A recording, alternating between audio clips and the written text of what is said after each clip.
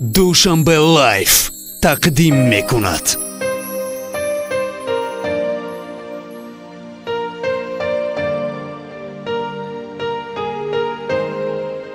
салому дуруди худро ба ҳамаи он нафароне мерасонем ки айни замон моро тамошо доранд. барномаи равзанаи меҳр аст аз сомонаи душанбе лайф.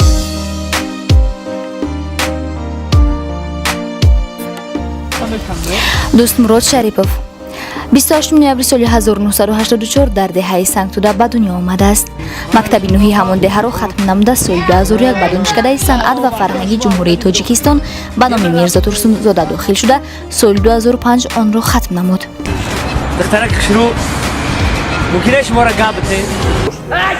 аввалин саҳнае ки телевизионӣ ман бозӣ кардам базми ҷавонӣ гурӯҳи ҳаҷмигорони арабшо компания саҳнаи гӯнг. аввалин саҳнае ки нақшофарӣ намудааст базми ҷавонӣ бо гурӯҳи ҳаҷмигории арабшо нақши гӯнгро иҷро намуда байни мардум шӯҳратёр гашт. айни замон оиладор соҳиби ду фарзанд мебошад. дар сирки давлатӣ кор ва фаъолият мекунад.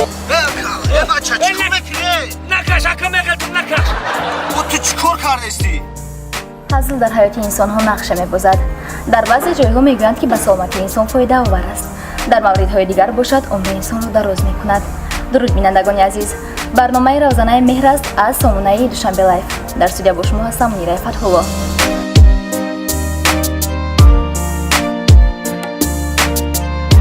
чуноне ки ба ҳамагон маълум аст, имрӯз чӣ гуна рӯз аст, яъне 1 апрел, рӯзи ҳаҷм, ҳазлу шӯхӣ ва рӯзи ханда. ва имрӯз дар барнома нафареро даъват намудем, ҳаҷмигореро даъват намудем ки то тавонад бо ҳазлу шӯхиҳояш тамоми моро болидарӯ гардонад. ҳаҷмигорӣ шинохта, оне ки тавонистааст бо шӯхиҳояш ба дилу дидаи мардум роҳ ёбад. дӯст Мурод Шарипов, мову шумо ин нафарро бо лақаби Дон Жуан бештар мешиносем. хуш омадед ба барнома. саломат бошед. Ташаккур. албатта даставвал ташаккурам мегӯям ба шумо ки дар барномаатон моро даъват кардед. имрӯз рӯзи ханда аст, рӯзе ҳаст ки рӯзи иди мо ҳам бигем хато намекунем ҳамчун ҳунарманд ҳаҷмнигор. асосан рӯзи дурӯғгӯякҳо мегӯянд ки мо дурӯғ намегем, оне ки чизои дурӯға бисёр истифода мебарем. ҳамон рӯзи мо мегем сарбаланд бошед. албатта рӯзи ханда, рӯзи дурӯғгӯякон даставвал мехостем ки як анидод баҳри кулли мухлисон. рӯзҳои баҳорӣ, рӯзҳои афтобӣ, занаку мардак дар хона нишастанд. марду нишастагӣ баъд занак мега мардаке дидӣ дар газетаи зан ба мард чӣ навистиянд? ба мардак мега чӣ навистиянд ку бухон? мега ире бинавистиянд ки 95% мардҳо хиёнаткор ва духтарбозанд. ана 5% дигар бошад ки мардак мега ана 5%-та ман ҳастум занак. ана 5% ки меган ман намуда ҳастум. мо хеле хиёнаткори хеле нестем мо. мега хабе то охирша бихонам, мега бихон. 95% мардҳо ва хиёнаткор ва духтарбозанд. ана 5% дигар бошад ки мардак мега гуфтум ки ана 5%-та ман ҳастум. мега мардак ке беохи то охирша бихонам. мега бихон. 95% мардҳо хиёнаткор ва духтарбозанд. ана 5% дигар бошад занак миҷозанд. омодагии шумо ба 1 апрел чӣ гуна буд? оё баҳри тамошобинон, баҳри мухлисонатон ягон саҳнаи ҷолибе омода намудед? албатта мо дар даводав ҳастем, дар паропар ҳастем ба баҳри мухлисони худ саҳначаҳои ҳаҷвию кинофилмҳои ҳаҷвӣ омода карда истодаем. албатта рӯзи 1 апрел метавонед аз тамоми нуқтаҳои дистфурӯшиву аз тамоми интернетҳои ютубҳо тамошо мекунед. ба ҳазур аст. тамошобинони мо якчанд рӯз пеш саволҳои худро ба сомонаи мо ирсол намуда буданд ва умедворем ки ҳоло шумо ба ҳамаи онҳо ҷавоб мегардонед. тӯли чанд сол аст ки ҳаҷмнигорӣ мекунед? аслан ҳаҷмнигор шудан, ба саҳнаро овардан ақидаи кӣ буд? рости гап гӯям, ман аз хурдӣ як хеле одамҳоро шахсиятҳоро мепурсанд ки шумо кай санъаткор шудед. мана дар ёдам нест. аз кӯдакӣ чашмамро ҳӯй кардаму аз ҳамун хурдӣ 1 2 3 4 ман ду яки каҷакдор ламка карда мегардам хондам бар ман чӣ дар кор гуфта дар ҳамун мактаби миёна то синфи 11 дар тамоми курҷокҳои хушдилонҳову андалебҳову чӯҷаи зарин буд. аз чӯҷаи зарин то ҳол ман намедонам ки кай ин касбамро интихоб кардам. чашмамро ҳӯй кардаму дар ҳамин касбам дидам худамро ва то ҳол дар ҳамин касб ё амри тақдир аст ё худованд намедонам. мактаби миёнаро хатм кардем. худи устодҳо маро гирифта ба Данғара бурда аз театри Данғара оварда дар донишгоҳи давлати санъати тоҷик ба номи устод Мирзо Турсунзода квотаи президентӣ хати дохил шуда то ҳол кор ва фаъолият карда зиндагиро пеш бурда гаштем.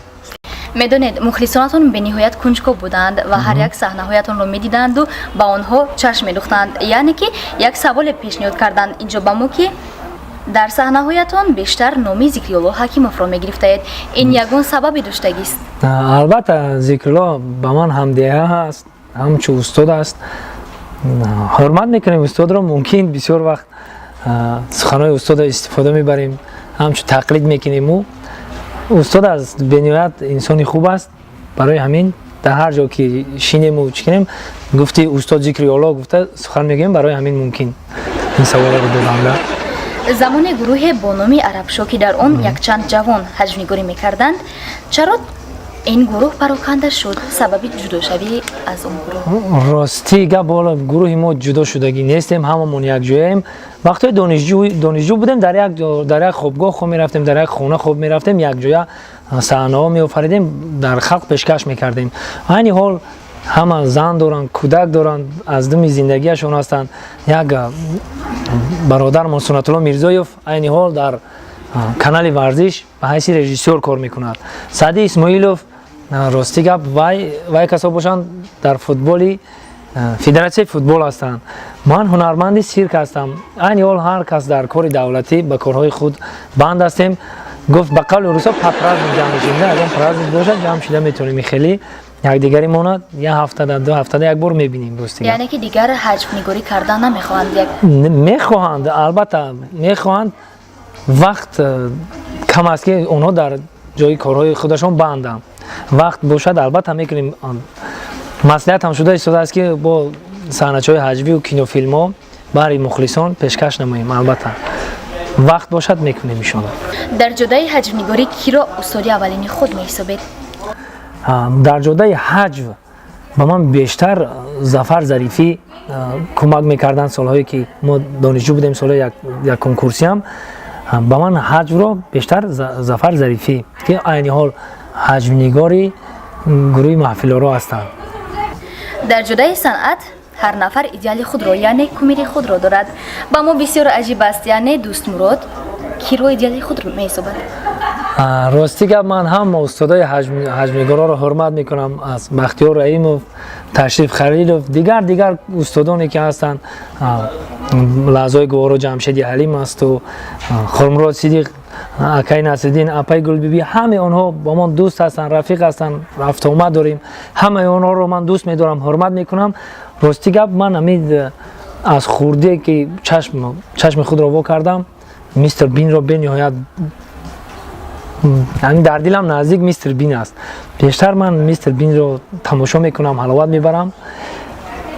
фикр мекунам ки мистер Бин ин замон як латифае барои ҳамагон бигӯяд, яъне барои тамошобинони мо, барои мухлисони худ ки айни замон моро тамошо мекунад. албатта бозам гуфтем рӯзҳои баҳорӣ зану шавҳар дар хона нишастанд.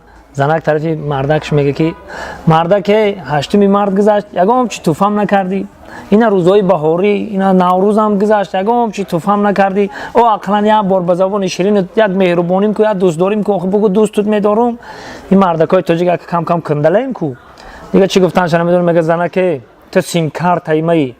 دیگه زنک سر میکنه اینا مری از سیم کارت کی نوچیزا گفت من لباسای کودکاشم میشم ایش صدیق روی میکنم ایش مکتب روی میکنم لباسای خشوتوک میکنم کار روی میکنم من از سیم کارت کی نوچیز شدم دیگه زنک سوداگی نکو او همین آدم بدل میشوا یک که زنک کلاش کار میکنه آهی میگه این خودش تلفن گفته یو مرا سیم کارت یعنی دلش دیگه زنک خرسان میشه و میره میگه زنکی سوده او تا کجا میدونی که این تلفنی ما 4 سیم کارت агар раваду Алоддини Абдулло ба шумо пешниҳоди ҳамкорӣ намояд, шумо қабул мекунед?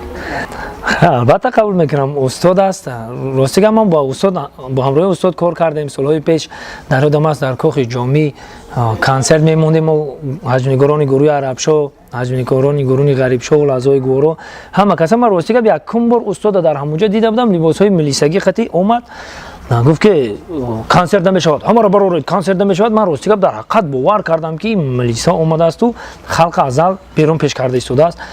گفتیم این کی است که اومده خیلی؟ گفتن هم حاج نگار از همکار خودمون است. بعد راستی بار اول استاد رو در همونجا دیده بودم، سالهای پیش بود 2003 بود، هم خیلی سالها بود. استاد از همون سالا میشناسم. البته در کینو فیلم هم در آینه بجیدا یک جای در فیلم هم اشتراک کرده ایم. نه میدونید ما صحنه هایی که اون نفر میآفرد آنها رو در نظر داریم. وای با فکرم که در صحنه شدم در کنه همش رولش خودش بازی میکنه.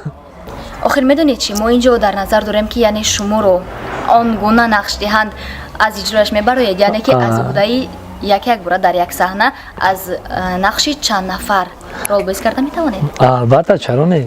ما در وقتی که دانشجو بودیم اتیود میکردیم شروع که ایهودهش میبریم، چرا نه.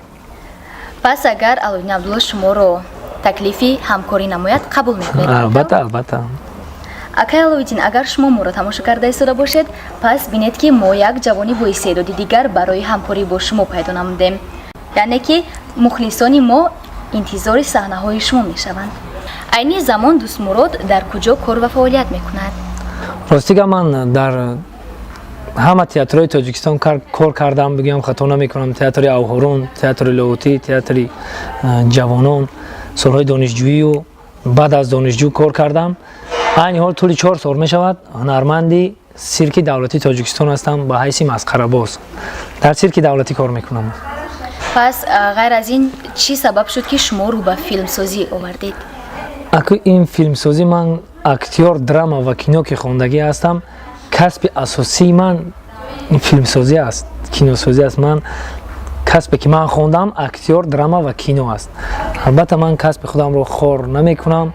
در آینده باز کوشش میکنم که از این تر زیادتر و پیشرفته تر و با طلبات زمانه با طلبات دنیا جاگو فیلم بیافریم و نامبردار ملت و نامبردار وطن باشیم. میدونید پیش آدمان مخلصان امین نقش آفری های گروه عرب شورا به نهایت میپسندیدند. حالا میتوانید که یک چند صحنه از آنجا نقش آفری کنید اینجا؟ البته راستی گپ من سالها رول گنگ رو بازی میکردم. طول چند سال شده است رول گنگ رو بازی نکردم، لیکن این حال برای علم تو پاوجا علم تو علم تو پای علم تو پاوجا علم تو پایدا علم تو پای علم تو پای. بعد راستی گپ تقلید کاری بسیار میکردیم. تقلید از یک امر دارم کامیل بردیوف کامیل جان بنوید آواز گوسپند کسلی رو میکرد، بعد آواز خر رو میکرد، کلاس رو بازی میکرد. راستی که با من آواز بز رو میکردم. این حال نمیدونم میتونم یا نه، کوشش میکنم. تقلید از بز.